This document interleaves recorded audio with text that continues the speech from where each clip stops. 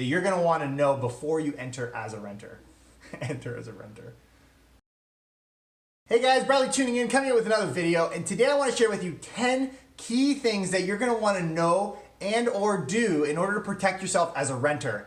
I am absolutely struck by articles, and actually all of these come from blog.to, that are just in your face all the time. Check these out. People in Toronto are afraid to move as rent prices skyrocket. Landlord rent eviction applications shot up almost 300% in Toronto. Shady Ontario landlords are sharing illegal eviction tips on a coupon website. They're talking about redflagdeals.ca, by the way. Moving on, not only are people tweeting, but people are also commenting and adding their suggestions as well.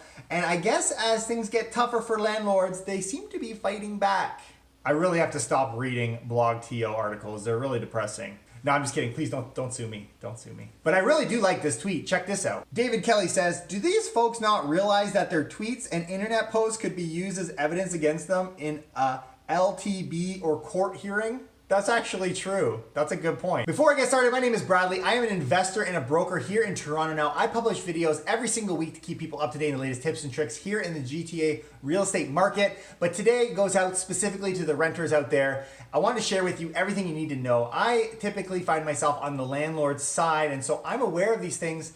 But knowledge is power, and there are things you're going to want to know and do in order to be successful and to protect yourself if you plan on renting. For those of you who don't know how big an issue this is, these stats actually come from the Advocacy Centre for Tenants Ontario, ACTO, and these are some of the numbers that they found. Since 2016, Landlord and Tenant Board has seen an 84% increase in landlords moving in applications, which is called an N12, and they've seen a staggering 294% increase on something called an N13, which is for major renovations.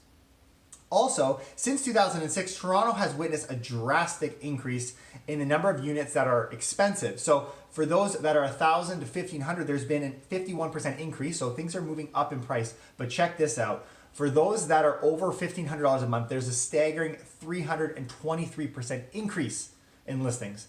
This is crazy. So home prices, as far as rent goes, are just going through the roof, obviously following the overall market prices we've seen. We've seen 131% in the last 10 years price growth.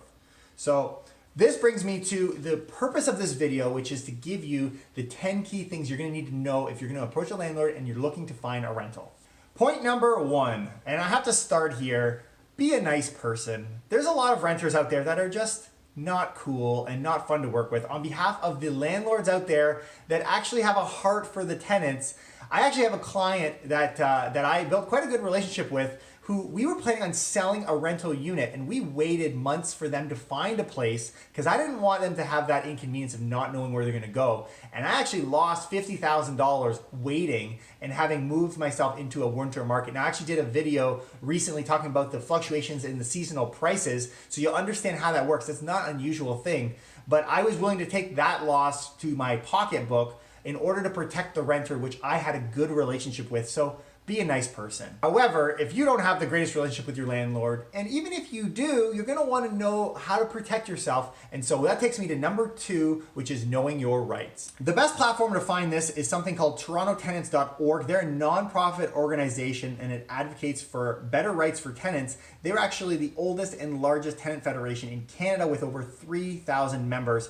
And you can see some of the things that you can learn about as far as rights go and get a little bit more information. Number three is the Residential Tenancy Act.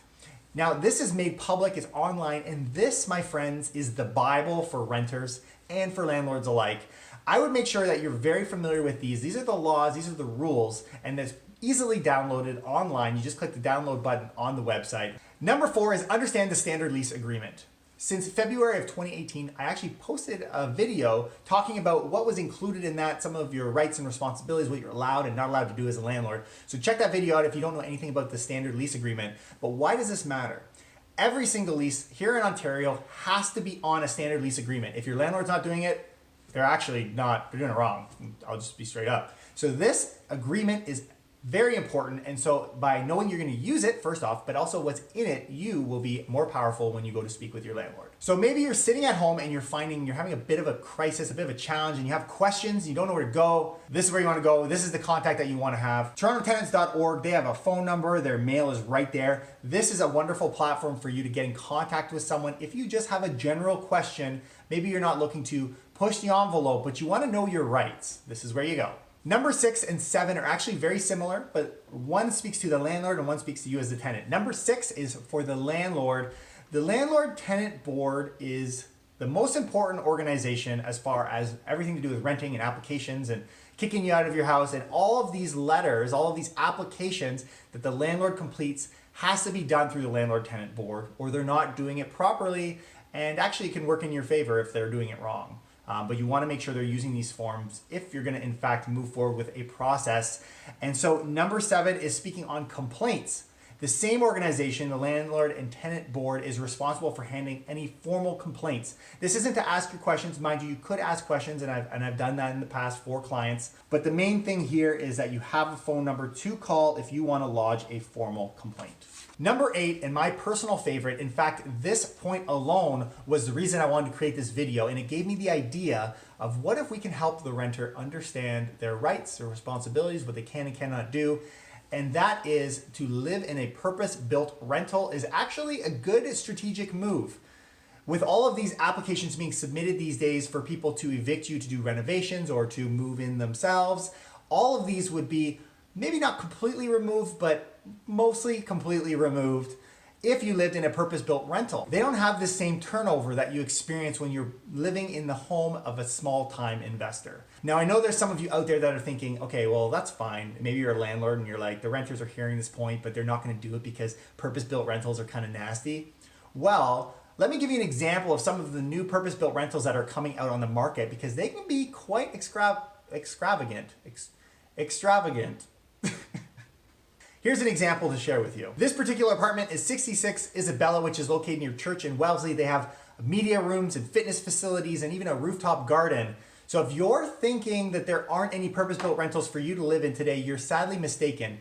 But I will be honest, they are few and far between, but right now there's a huge push. If you follow any of our videos and learning what some of the trends are, there's a huge push to try and get this purpose-built rentals, and it's becoming more profitable for investors to build them. So as time progresses, maybe this is an option for you and your family. Number 9 is let your voice be heard, whether that's through forums, associations like the ones we've mentioned that protect you and your rights, or simply through content like this.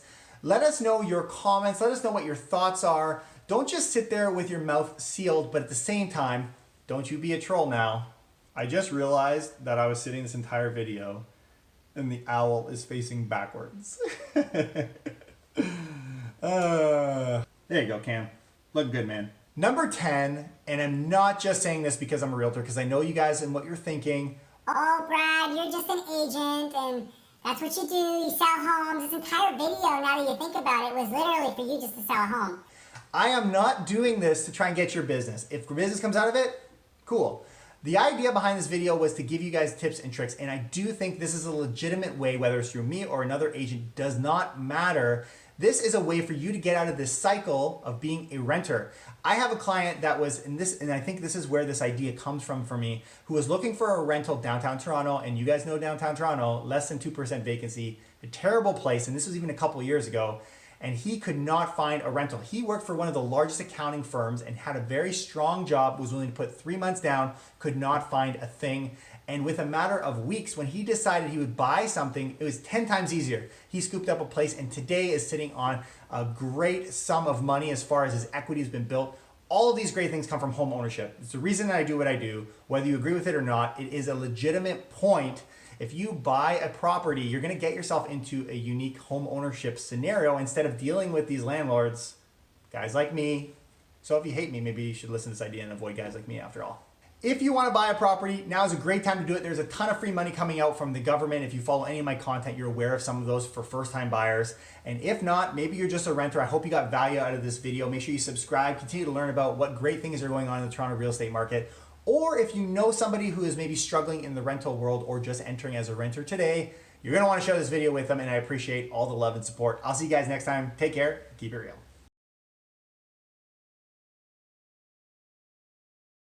Oh man, you killed me on that video, dude. I ain't refilming this. This is good content. I ain't refilming this.